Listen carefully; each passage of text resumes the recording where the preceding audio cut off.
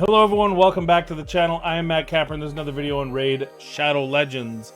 We're kicking it old school. We're going back to basics. I got the Be Kind pink toucan, which was a staple of this channel for a little while.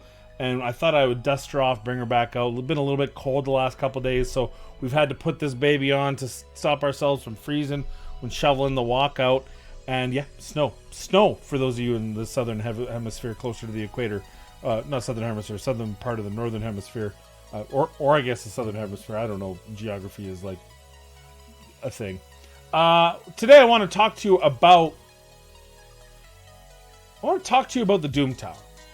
So when the Doom Tower first came out, it was quite easily the most anticipated piece of content in the game.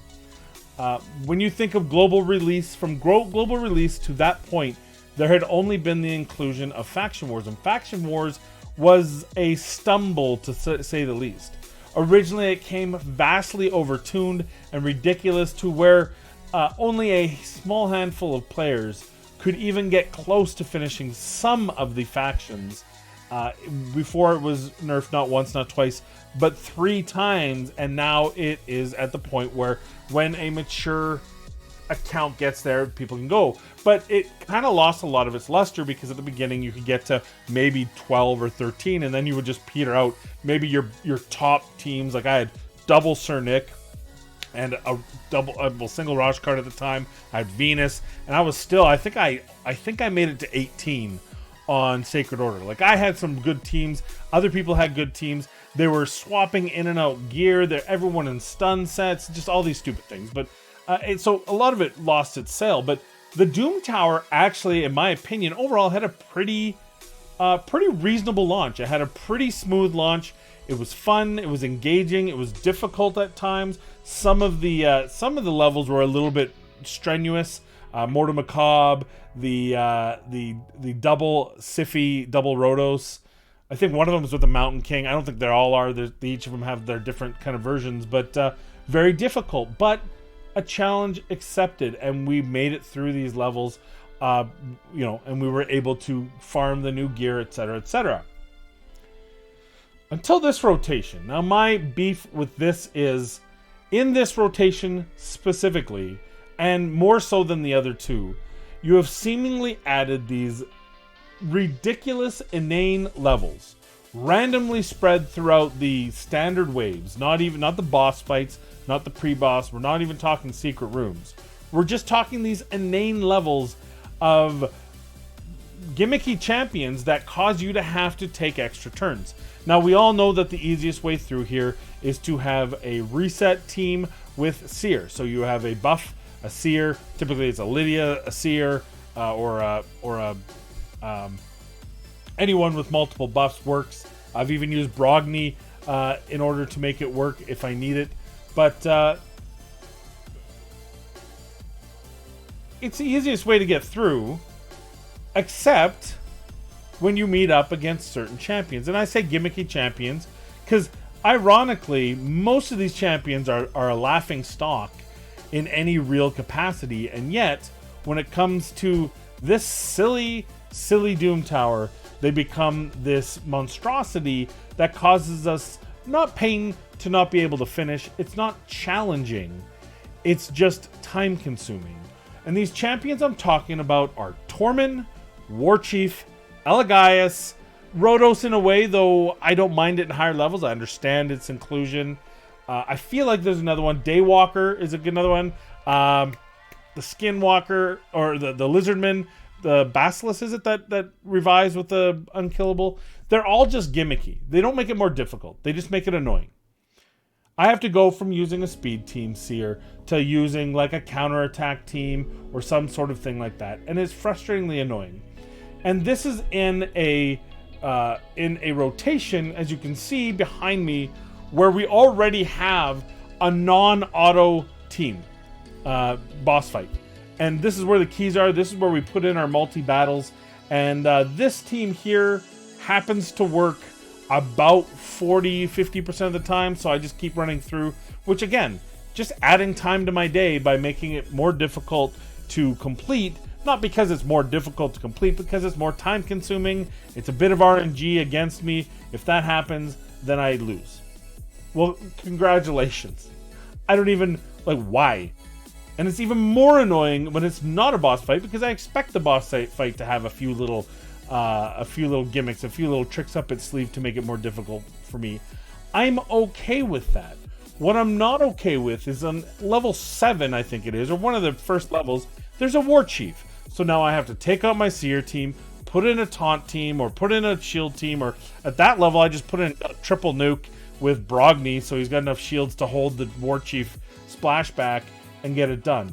And you've done it with this more than the other ones, certainly. You've put in Elagaius, who has that, if he gets a kill shot, has a big shield and lives. You put in War Chief, who can kill people from the reflect. Something he is unable to do on my team. None of my 3 now, I think, maybe 4. But is miraculously able to do it against me, no matter who I use, including Seer, who just eats like 400,000 worth of damage.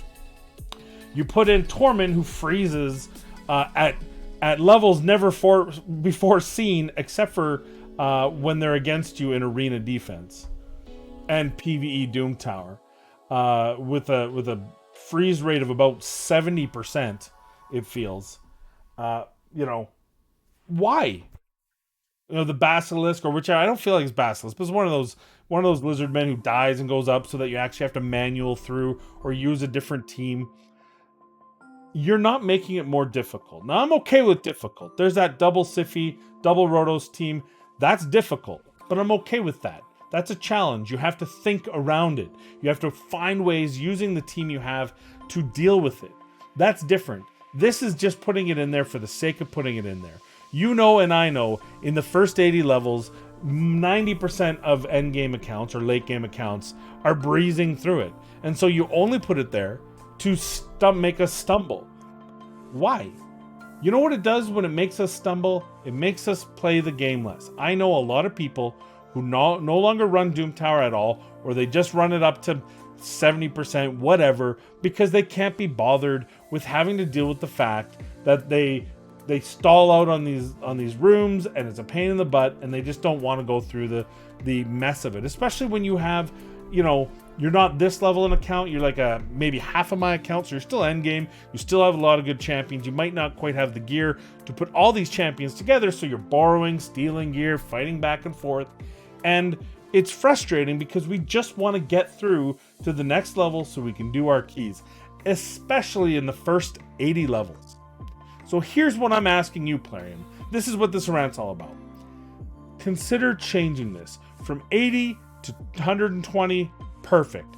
Make it more difficult. Keep those rooms in. Trip us up. Bring out that double Mordu Macabre, which is such a pain in the butt. Bring in the double Rotos, double Siphi. Throw Tormunds galore. Fine. But give us the first 79 floors. Give us the first 79 floors to steam through it, so that the only time you can't steam through it is if you legitimately just don't have a team to be able to compete, or you just don't have the gear. Don't make it so we have to trip up and change teams and all this garbage just because you wanted to throw a double Tormund in the middle wave, which we don't know unless we've written it down like a little keener, which I'm sure there's some out there, or we've failed to it and we weren't paying attention. Now we're wondering what the heck just happened until we see that stupid 4-foot tall ball of frost staring at us, laughing incoherently. Please give us this. Change up those first 79 levels in hard and easy. Hey, you know what? And easy. And just let us get through those and make this progression of difficulty, not a progression of annoyance. Elagaius is never a champion that I've been scared of. I've never thought, oh no, I'm going to have to build out this team because the big bad Elagaius is there. And no one's ever thought that about having Elagaius on their team. But all we're asking for is to be able to enjoy a game, enjoy having a team that can run through the beginnings, get to the bosses, and the bosses should be the challenge. The rooms should be linear, they should be linear in difficulty, and like I said, just not an annoyance. So that's my ask for you. Please shorten my life in Raid Shadow Legends. You say that you're looking into ways to make the game quicker. You got the 2-time artifact and all that stuff. Here's an easy one. Tormund, Elagaius, War Chief, Rhodos. First 80 levels. Remove them.